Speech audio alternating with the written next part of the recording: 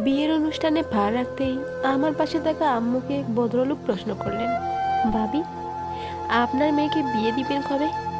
আম্মু তার পাতলা দুটো হাসি রেগে চড়িয়ে দিয়ে কিছু একটা বলতে যাবেন, এমন সময় একজন পুরুষ মানুষের জোরালো গলার আওয়াজ ভেসে আসলো, যারা এখনো খাননি তাড়াতাড়ি চলে আসুন আর বসে পড়ুন।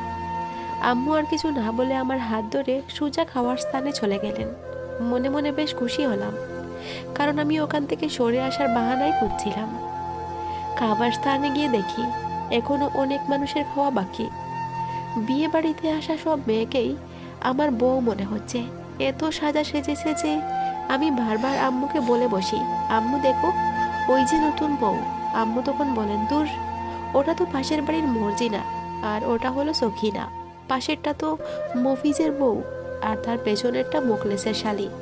তাহলে মোকলেসের বউ কই? আছে কোথাও হয়তো। টেবিলগুলো সব দখল হয়ে যাচ্ছে দেখে আমি আর আম্মু তাড়াতাড়ি একই টেবিলে পাশাপাশি চেয়ারে বসে পড়লাম। সামনে বসেছেন পরিচিত বয়স্ক এক মহিলা। নানান ধরনের খাবারের আয়োজনে বিয়ে বাড়িটা মোমো করছে। পেটে খিদেটা এখনো বেশ টের পাচ্ছি। চারপাশে তাকিয়ে নিশ্চিত হলাম খাবার নিয়ে কেউ আসেনি এখনো। অবশ্য বিয়ে বাড়ি এমন একটা জায়গা যেখানে খাবারের জন্য দাওয়াত দেওয়া হলেও খাবার দেওয়া হয় খিদে শেষ হবার পরে। আমি চুপচাপ খাবারের জন্য অপেক্ষা করছি। একটু পরেই দেখি খাবার দিতে লোকজন আসতে শুরু করেছে। খিদে শেষ হওয়ার আগেই খাবার সামনে পেয়ে বেশ খুশি হয়ে খেতে শুরু করে দিলাম। রোস্টের হাড্ডি চিবাতে চিবাতে আমাদের সামনে থাকা বয়স্ক মহিলা আম্মুকে প্রশ্ন করলেন, তোমার মাইয়ের বিয়া দিবা কবে? বিয়াটা কি শীঘ্রই খাইতে পারবো? মুখের কাছে ধরতে থাকা গোশতের টুকরাটা প্লেটে রেখে হা করে মুখটা বন্ধ করে চুপ করে আম্মুর দিকে তাকিয়ে পড়লাম। বয়স্ক মহিলার প্রশ্নটা আমার এক তৃতীয়াংশ ভরে থাকা পেটটা আচমকাই পুরোপুরি ভরিয়ে দিল। আম্মু আমার দিকে তাকিয়ে আসতে বললেন, তিনি বোধহয় বিয়ে বাড়ির রোস্টের হাড্ডি চিবাতে খুব পছন্দ করেন, তাই হয়তো প্রশ্নটা করেছেন। আমি চাপা গলায় বললাম, তাকে বলে দাও যে আমার বিয়েতে রোস্টের কোনো আইটেম থাকবে না, থাকলেও হাড্ডিওয়ালা মাংস রোস্ট করা হবে না। আম্মু অবাক হয়ে বলেন, মেয়েটা বলে কি, মুরগিতে হাড্ডি ছাড়া এত মাংস কই পাবি? আমি ও বিষয়ে আর কোনো কথা না বললাম। আমি আর খাবো না, পেট ভরে গিয়েছে। আম্মু এবার চোখ বড় বড় করে বললেন, এত তাড়াতাড়ি কিসের পেট পড়েছে? আস্তে আস্তে খা। আমি অসহায়ের মতো আম্মুর দিকে তাকিয়ে রইলাম। আম্মু বললেন, ভাতগুলো না খাস, মাংসগুলো খা। উপায়হীন আমি মাংসের টুকরোগুলো মুখের মধ্যে পুরে দিয়ে ওষুধ মনে করে খেতে লাগলাম। এমন সময় খাদিমরা এসে আম্মুকে জিজ্ঞেস করলেন, আপা, আপনাদেরকে মাংস দিই? আম্মু এসে বললেন, জি দিন। খাদিমদার আমাকে মাংস দিতে এলে বললাম, না না, আমাকে দিয়েন না। অমনি পাশ থেকে আম্মু ধমকে সুরে বললেন, কেন, কি হয়েছে কি? মাংস কা দিন, ওকে মাংস দিন। আমি চুপ করে প্লেটের মাংসের দিকে তাকিয়ে রইলাম। তারপর একটা মাংস তুলে মুখে দিয়ে খানিকক্ষণ চিবিয়ে পানির গ্লাসটা হাতে নিলাম, পানির সাহায্য চিবানো মাংসটা গিলবো বলে। খাদিমদার হেসে আম্মুকে বললেন, আপা, মেয়ে তো আল্লাহ দিলে বেশ বড় হয়েছে, দেখতে শুনতেও মাশা আল্লাহ। তো বিয়ের বিষয়ে কিছু ভাবছেন? মেয়েকে বিয়ে দিবেন কবে? অমনি আমার কাশি শুরু হয়ে গেল। আম্মু তাড়াতাড়ি আমার দিকে তার পানির গ্লাসটা এগিয়ে দিলেন, পিঠে আস্তে আস্তে হাতর তালু দিয়ে ঘষতে লাগলেন। খাদিমদার ততক্ষণে বিদায় হয়ে গেলেন। বয়স্ক মহিলা খাওয়া শেষ করে উঠে গেল। তার চেয়ারে মধ্যবয়স্ক এক লোক হাতে খাবার ভর্তি প্লেট নিয়ে বসে পড়লেন। আম্মুর সঙ্গে কুশলাদি বিনিময় শেষে মুখে এক লোকমা খাবার তুলে তিনি আম্মুকে প্রশ্ন করলেন, বাতিজির বিয়ে খাবো কবে ভাবি? বিয়েটা দিবেন কবে? আম্মু কোনো জবাব না দিয়ে দু ঠোঁট প্রসারিত করে হাসলেন। আমি তাড়াতাড়ি হাত ধুয়ে চেয়ার ছেড়ে উঠতে উঠতে গজগজ করে বললাম, একটা বিয়ে খাওয়া শেষ করতে পারেনি এখনো, অমনি আর একটা বিয়ের খবর নিচ্ছে। আগে তো প্লেটের খাবার শেষ করো ভাই। আম্মু পাশ থেকে ঝাড়ি দিয়ে বললেন, আসতে বল, শুনবে তো, আর সে তোর চাচা হন। ভাই বললি কেন? কোনো কথা না বলে চুপ করে সামনে হাঁটতে লাগলাম। খেয়ে দিয়ে বউ না খেয়ে চলে যাওয়াটা অভদ্রতার পর্যায়ে পড়তে পারে ভেবে বউ দেখার জন্য আমি আর আম্মু বউয়ের কোণের দিকে চললাম। বউয়ের রুমে জ্বর হয়ে আছেন অনেক মহিলারা। আমাদেরকে দেখতেই এক ভদ্রমহিলা মিষ্টির তালা নিয়ে এগিয়ে এসে আম্মুর মুখে মিষ্টি পুড়ে দিয়ে বললেন, আমাদের ছেলের বিয়ের মিষ্টি খান, সামনে আপনার মেয়ের বিয়ের মিষ্টি খাবো।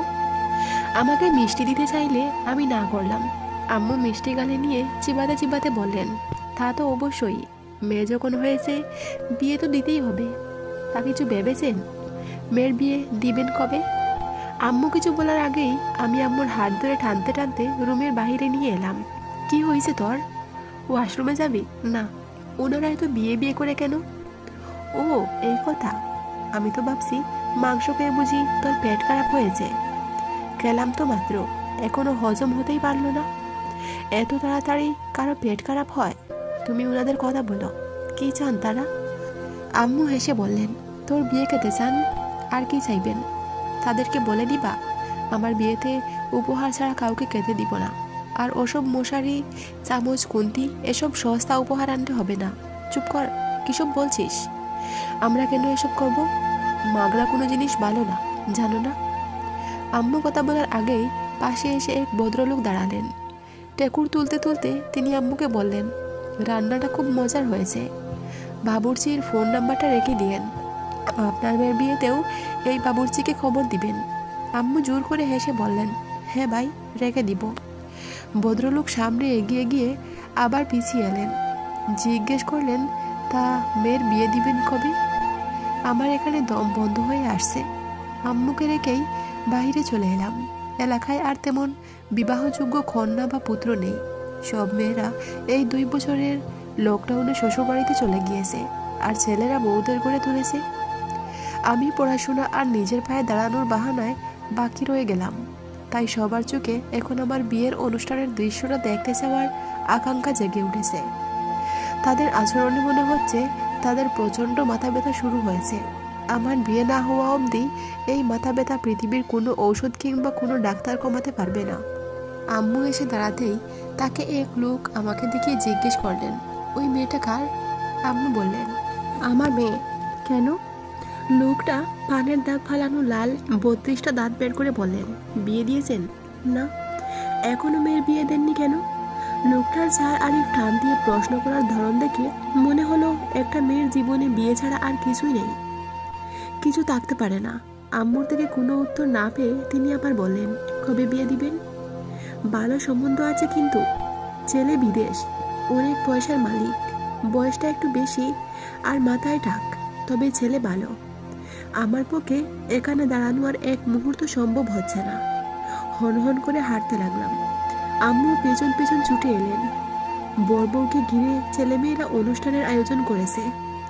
একটা গ্লাসে অনেকগুলো কাগজের টুকরো রাখা, তাতে কোনোটায় লেখা গান, কোনোটায় নাচ, কোনোটাতে ছাড়া অভিনয়, কবিতা, এরকম অনেক কিছু। একজন একটা টুকরো তুলবে, তাতে যা লেখা থাকবে তার তাই করতে হবে।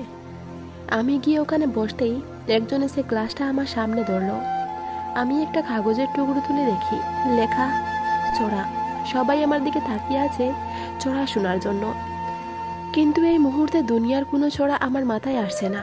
ছোটবেলায় কয়টা বেতের বাড়ি খেয়েছি সেই হিসেব মনে আছে, কিন্তু একটা চড়াও এখন মনে নেই। উপায়ন্তর না পেয়ে মান সম্মান ডুবানোর আগে নিজেই একটা চড়া বানিয়ে বলতে শুরু করি, মানুষে এত বিয়ে খায়, ব্যস্ত একটার উপর আরেকটায়, তবু আমার বাপ মায়ের জিগায়, আসুন কবে আপনার মায়ের বিয়ায়।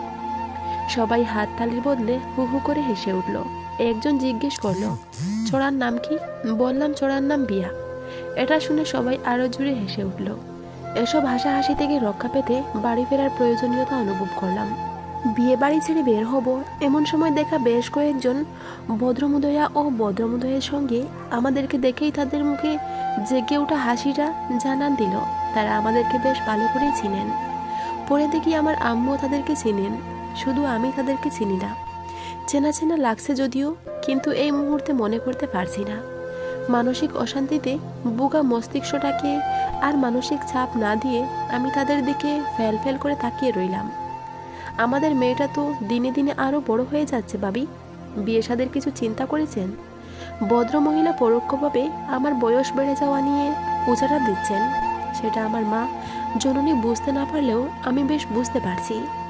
আম্মুর চুপ থাকা দেখে অন্য একজন কোনো ধরনের গুড় ফেস দেখে সরাসরি প্রশ্ন করলেন, আপনার মেয়েকে বিয়ে দিবেন কবে? আমি আম্মুর বিব্রত হওয়া মুখটার দিকে তাকিয়ে বিড়বিড় করে বললাম, এরা আসলে কারা? কোত্থেকে এলো এরা?